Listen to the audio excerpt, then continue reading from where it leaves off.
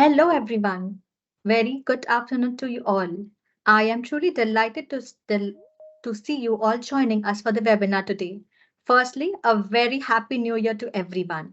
My name is Prachi Banka and I'm honored to be your host for our first very webinar of 2024. Our conversation for today holds the key to valuable insights as we explore a topic of utmost importance, that is, filing annual returns under plastic waste management. And we aim to simplify complexities and provide practical insights for a seamless filing experience. Now, let's brief you about AA Garg and Co. As we call it, A to G is a prominent assurance and advisory firm today, commonly renowned as the experts of EPR, provides services to leading Indian and multinational corporates since half a decade and is constantly involved in providing value-added business solutions to aid businesses scale up with sustainable and simplistic of approaches. Further, presenting our speakers for today, Mr. Prathamesh Chitrodha and Mr. Tawfiq Mulani, both acclaimed EPR expert at A to G. Additionally, we are honored to have Mr. Abhishek Garg, founder, along with Mr. Vikash Garg, senior partner and chief operating officer, who will be taking up the Q&A session at the end. So let's dive into the agenda for today's discussion, which includes procurement and sale transaction reporting and validation, EPR adjustment and validation, EPR credits sourcing and utilization, 30 minutes Q&A session. After the presentation, we'll have a quick Q&A session where you can ask any questions you may have. Moving ahead, I request your kind attention to the meeting rules. The meeting will be recorded. The meeting shall be based on Chatham rules, that is, only the discussion would be recorded without attributing to the speakers. Q&A session shall be taken in the last. Kindly restrict the discussion to the mentioned topic. Note that all the attendees are on mute. For any queries, please use the raise hand feature. The moderator shall unmute and allow to speak in the Q&A round. Kindly introduce yourself and your organization briefly and ask your question. In view of time limitations, we would request all to avoid repetitive questions.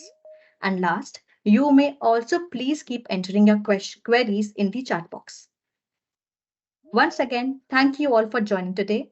Now, I would like request Ipsita to lead us over with enlightening session. Your expertise and insights are sure to make this webinar a valuable experience for all our participants. Thank you so much.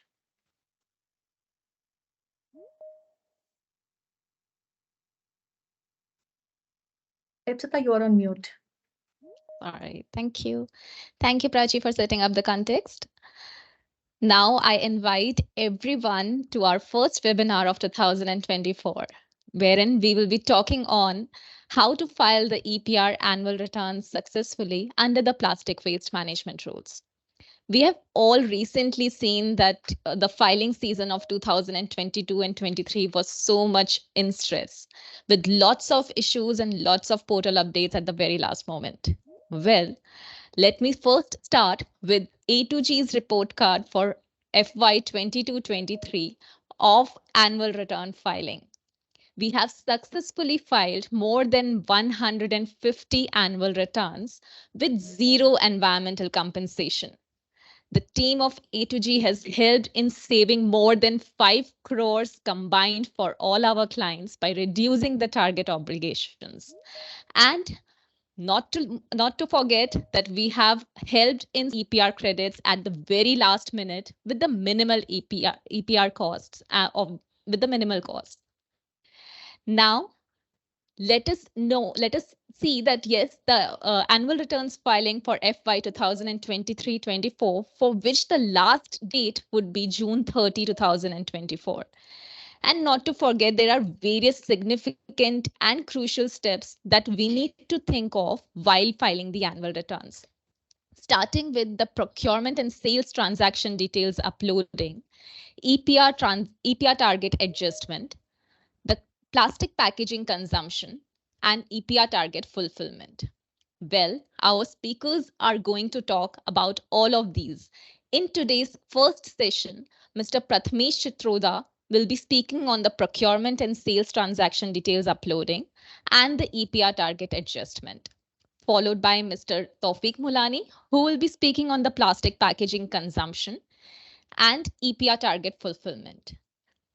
The Q&A session will be led by our founder, Mr. Abhishek Garg, and supported by our senior partner and CEO, Mr. Vikash Garg. So over to you, Prathmesh. Thank you, Ipshita, for setting up this context. Good afternoon, everyone, and thank you for giving us your valuable time to join the webinar today. So, as Ipshita has already said, that I am going to speak up on purchase and sales transaction upload and EPR target adjustment. So, before we start, and to get the information that what all details would be required for purchase and sales transaction upload, let me help you with the context that referring to the rule 10 of schedule 2 of plastic waste management rule, it is been mentioned that we have to report our purchase and sales transaction. Secondly, CPCB has already issued an SOP in the May 23, which states we have to upload the transaction of purchase and sales. Now, when it comes to uploading of purchase and sales transaction, that is already been informed in two different processes. One is pre-registration process and second one is post-registration process. However, when we get into pre-registration process, in that we have to upload with the purchase and sales transaction for last two financial. But when it comes to post-registration process, we have to input details of current financial years. Basis the SOP, CPCP has also come up with a bot which helps you to upload this purchase and sales transaction onto the portal. But there are some technical issues which may interrupt the service of purchase and sales transaction upload on the portal. So, as we are talking about purchase and sales transaction, let us first talk about the responsibilities of the PIBOs to upload this transaction onto the portal. So, when we talk about brand and brand owner, in case of procurement details, the procurement made from the registered supplier, the details of same would be auto-fetched on the portal. And when we talk about the procurement from unregistered entity, the details of the same needs to be entered manually by the brand owner only. When it comes to sales plastic packaging, so there are no specific informations to be provided basis the invoice details. The only thing is we are supposed to upload the state-wise consumption details onto the portal. So the glimpse of that would be provided by my colleague Tawfiq Mulani into the upcoming slides into this session. Secondly, when we talk about producer, in the same case is the same case wherein the procurement details made from the registered entity, that details will be auto-fetched onto the portal. And when it's come to unregistered entity, details need to be inputted manually. However, in case of sales, both registered and unregistered PIBOs entries needs to be posted by the producer themselves. And in case of importer, all the details needs to be entered manually by the importer themselves. Also, to add one more important point, as per the regulation, PIBO should only deal with the registered entities only. So moving ahead, as we are talking about uploading of purchase and sales transaction, so let me help you with how the portal works on the uploading of these transactions. So when we talk about procurement, we need to get login into the portal. Towards the left of the portal, you will get material procurement details. We have to click on that. That would be an add new button tab that would be available. We just need to click it. So there will be a pop-up of this add material procurement details. So now as you can see in the image itself and the screen that has been presented, there are two type of registration type that has been mentioned, registered and unregistered. As mentioned in my previous slide, it was been stated for the brand owner and producer, the details of the procurement would be auto-fetched. So to auto-fetch the details, like to auto-fetch the details from the registered entity which we have procured, we'll have to input some of the details to verify this same. Just click on the registered, then post that, select the entity type and the EPR invoice number that our supplier would have generated by posting the sales entry onto the portal into his account. And similarly, when we go up for the unregistered detail, there are total 16 data points that needs to be uploaded or updated with onto the portal to complete a single transaction of purchase, which includes registration type, entity type, name of the entity, state, address, mobile number of the entity, plastic material type, or we can help us at plastic polymer type, which is LDP, HDP, or PP. Category of plastic as Cat 1, Cat 2, Cat 3, or Cat 4. Financial year, date of procurement. Quantity should be mentioned in metric ton. Recycle plastic percentage and the GST number of the entity and GST paid amount along with the invoice number. Post all of these details have been uploaded onto the portal. The another process is uploading the invoice for which we are inputting all of this detail and then click on the submit button. That's how our that will help you for the successful transaction uploading of the procurement side. Similarly, similar details are been required into your sales transaction also, adding up to 2 points which are addition apart from the procurement, that is like bank account number and IFSC code.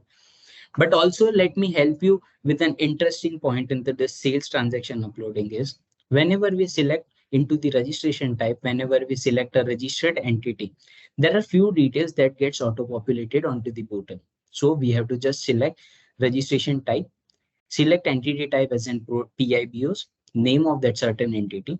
So if the person is if the entity is registered, the address, state, mobile number would get auto-populated.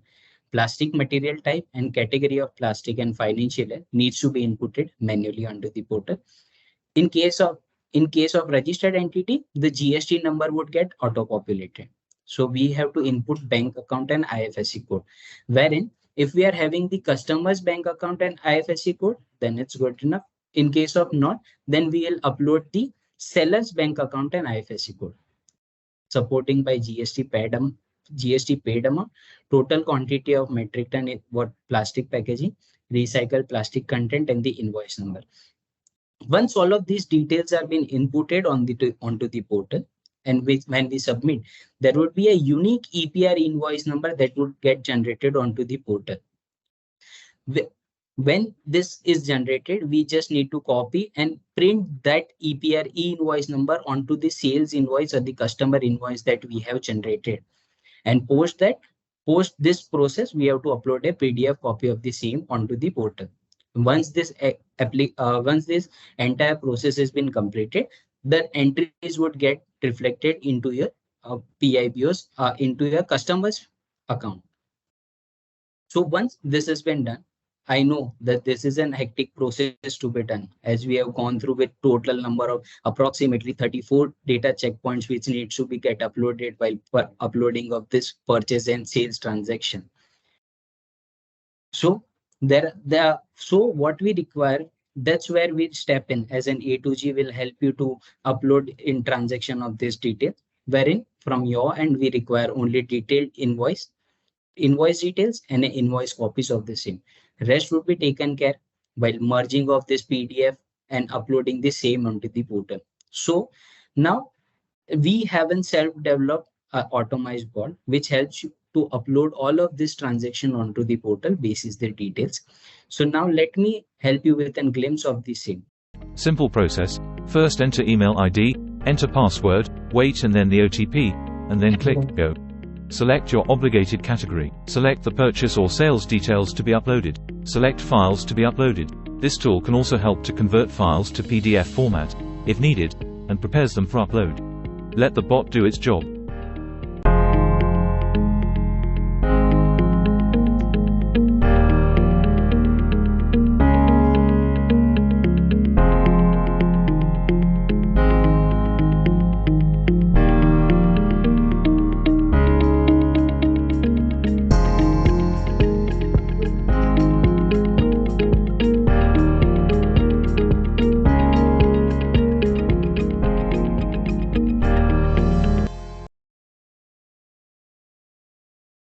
Thank you, team, for sharing this video.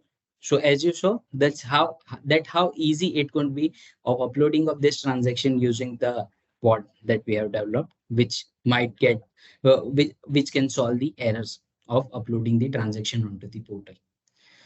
So now coming to a very interesting point onto the same. See, referring to the circular dated 7 June 2023, CPCB has come up with an adjustment tab onto the EPR portal to target to adjust the EPR target that has been generated onto the portal. Like, before we get into the technicalities that how the EPR adjustment would be done, let me help you with an example. Let us assume as a producer, we are taking the registration for the first time and we have uploaded some of the sales details as an sales made to our unregistered PIBOs. Let's assume it's 100 metric ton.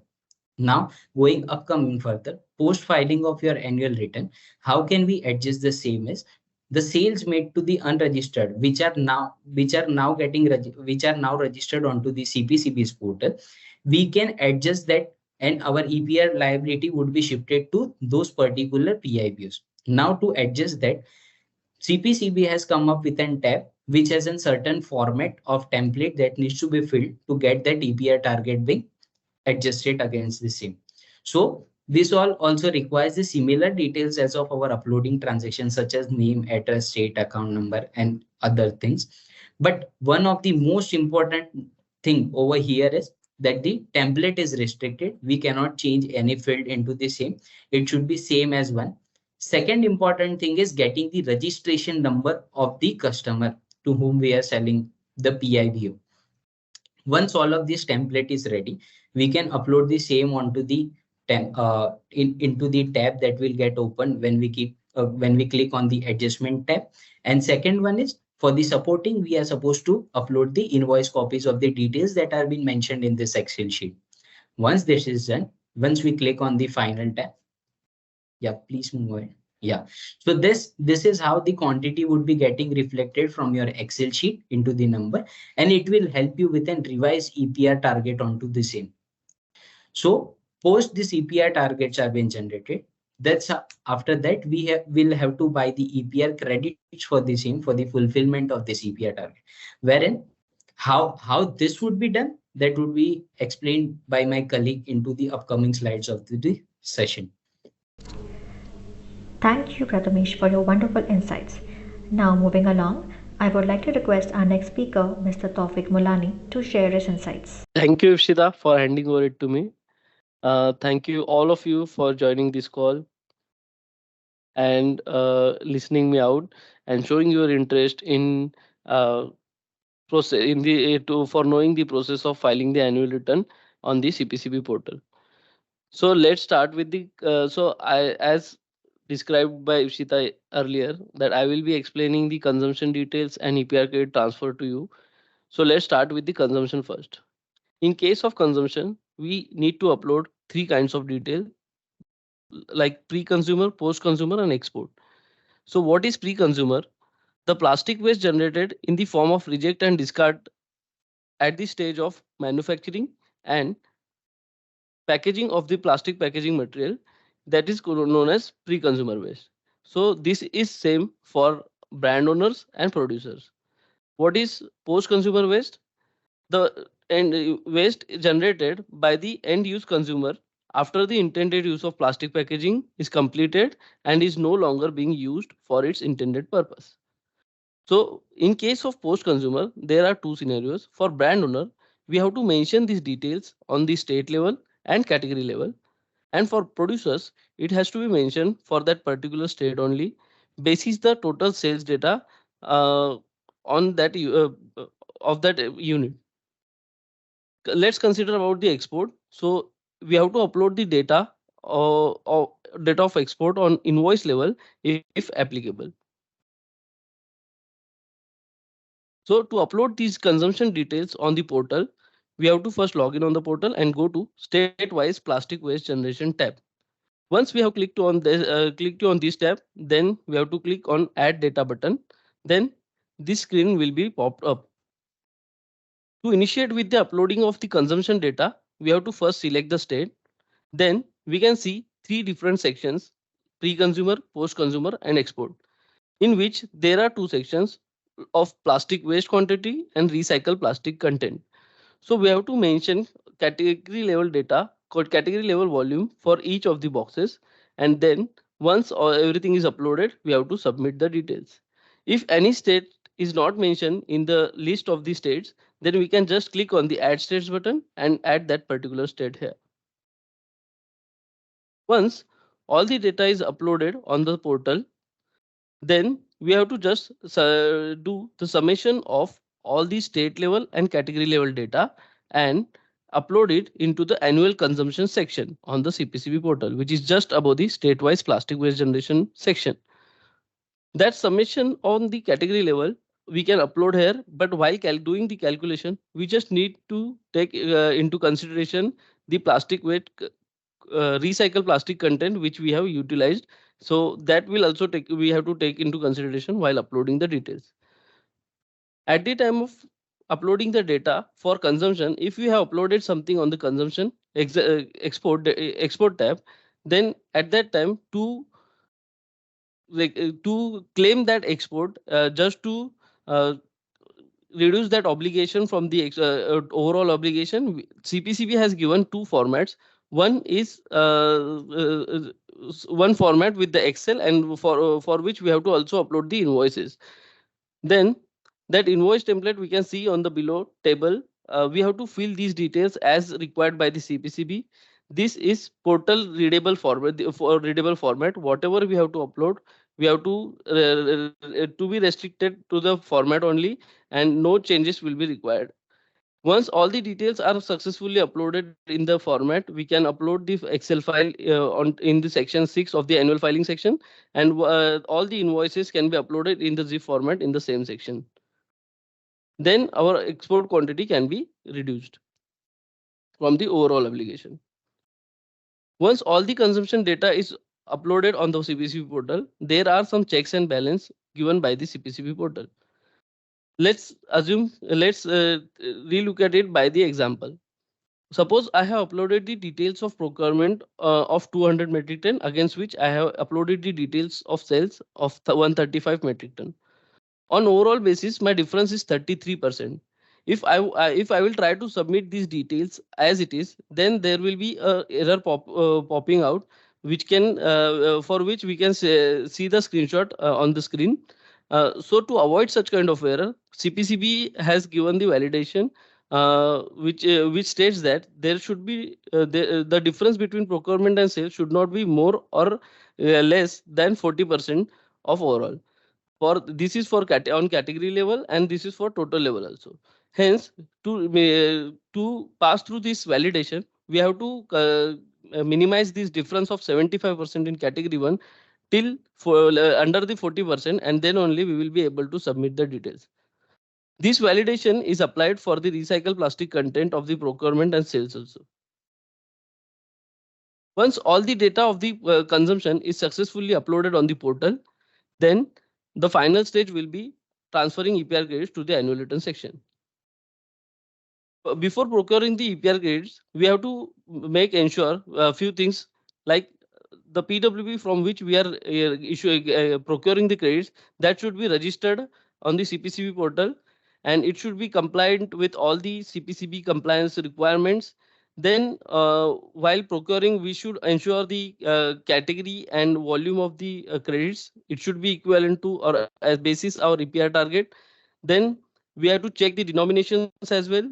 And two more, and there are two additional checks, like we can do the payment to our vendor after receiving the EPR credits to our wallet. And also we have to ensure the PWP is authorized by the CPCB and be aware of the fraudsters in this case. To check these details, or to check the details of the registered PWP, we can go on the CPCB portal, and also we can check the certificates generated by the authorized PWPs. Once we are confirmed, once PWP has confirmed us that they have successfully issued the credit to us, then we can log into the portal, go to wallet section, and we can see the screen, which we can now see. And in the different boxes, we can here the total available APR credits we can see on the different boxes of category 1, category 2, recycling or end of life. Then below that, there are four different sections. One is credit transaction, then debit transaction, then certificate generation, and filing transaction. So in credit transactions, once we have received the credit from the PWP, that credits we can see in this section. If any PIBO has transferred credits to any other PIBO, in that case, we can see the credits in the debit transactions. If the PIBO has generated the certificate through road making or some other ways, then in that case, that credit should be will be generated in certificate generation tab. And if PIBO has transferred the credits to the annual filing section, then that credit will be shown in the filing transaction section. If you want to see the detail of any line item, we can just click on the view button and see the details of the credits. Once we have confirmed that credits are available in our wallet, we can now start with the process of transferring it to annual filing section. Then we can just click on the credit exchange tab, then click on the add new button, then this screen will be popped out, where we can see we have to just confirm the type of certificate, whether it is plastic recycling or end of life, then category of plastic, then operations for which we have want to utilize our credit, whether so in this case it will for the annual return filing, then we have to select add to annual report. Current financial year will be auto populated. Available credits and target credits will be auto populated basis the category which we have selected above. Once we have selected this, all the available credits denomination will be automatically populated in the available certificate section, and then we have to just select the proper count and utilize the proper EPR credits. Then we can just click on the submit, and these we have to do for all the EPR categories for which we are currently obligated. Once all the credits are successfully transferred to the annual filing section, then we have to go to annual filing section. In point number 5, we can see that compliance status of the fulfillment EPR target. In this, there is a achieve column. That in that achieve column, our total volume should be equivalent to the EPR target. Once this is done, we can see that our remarks is getting shown as a close. Otherwise, it will be EC will be leave it. So that we have to check. Thank you for listening me out. I'm handing over to Ipsita ma'am again. Thank you, Tawfiq, for your insights. And now I would be leading you through that how A2G here helps as a support system through its assistance. So we have drafted out three service models that how we will be serving you out throughout your EPR compliance journey.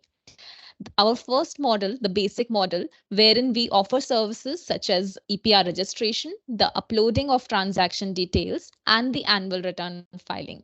You can opt either of these services here. The second model talks about the just advisory, wherein we can you need to do the registration and we will be just advising you in through the step-by-step process.